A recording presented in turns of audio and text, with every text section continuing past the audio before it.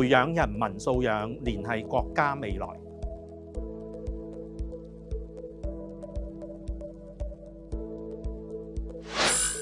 大家好，我係小童群益會嘅社工方 Sir。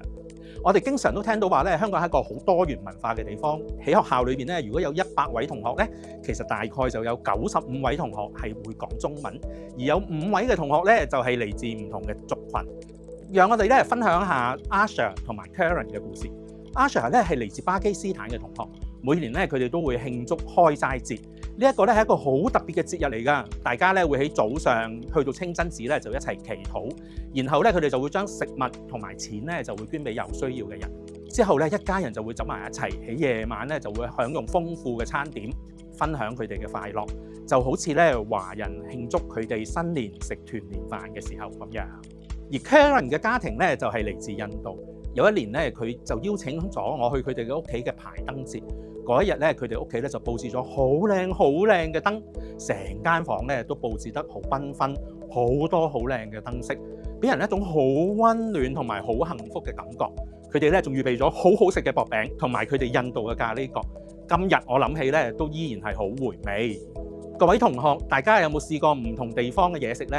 Asher 同 Karen 咧就分別咧就分享咗佢哋喺巴基斯坦同埋印度嘅咖喱雞，仲教識咗我點樣去用手呢種食夾餅嘅文化添。咁咧跟住我就諗到，其實我哋食披薩啦、北京填鴨啦，或者日本壽司嘅時候咧，都係用手去食嘅。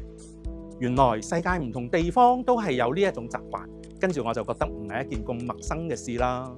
點解我哋要欣賞唔同嘅文化，同埋咧要學識共融呢？因為呢個世界咁大，係真係充滿咗唔同嘅文化嘅。如果我哋喺學校裏邊咧，除咗了解自己嘅文化，仲可以咧認識下其他同學仔嘅背景同埋故事，咁我哋嘅視野咧就會變得更加廣闊，知識咧亦都會增加。喺香港，少數族裔嘅同學為我哋嘅社區帶嚟咗好多色彩。佢哋嘅服飾啦、音樂啦、節日慶典啦，都係我哋了解同埋學習嘅好機會。當你下次見到嚟自唔同文化背景嘅同學嘅時候咧，不妨都主動去了解下佢哋嘅故事，欣賞下每一位同學佢哋獨特嘅地方，讓我哋一齊去慶祝呢一份多元文化。希望你哋今日都能夠咧將呢一個多元文化嘅好奇心帶返屋企啊！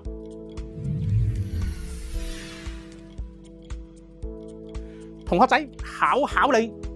你哋又可唔可以諗得到，仲有啲咩方法可以同老師、爹哋、媽咪一齊去接觸更多嘅唔同嘅文化呢？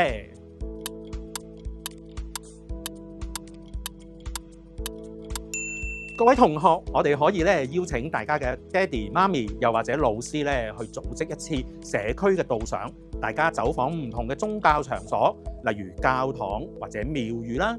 亦都咧可以一齊去睇一啲文化嘅展覽，去博物館，甚至係網上展覽。又或者喺學校裏邊，我哋搞一次文化主題日，每一位同學都將佢哋自己嘅文化嘅食物、服飾同埋故事帶返學校分享。最後，我哋剛才提過嘅 Asher 同埋 Karen， 佢哋都學識講中文同埋寫中文嘅喎。大家又可唔可以試下跟嚟自唔同族群嘅同學都學下佢哋嘅語言呢？我哋可以從早晨啦、拜拜啊、唔該啊、多謝啊，又或者係聽日見呢啲日常嘅對話開始，都應該係好有趣嘅事嚟㗎。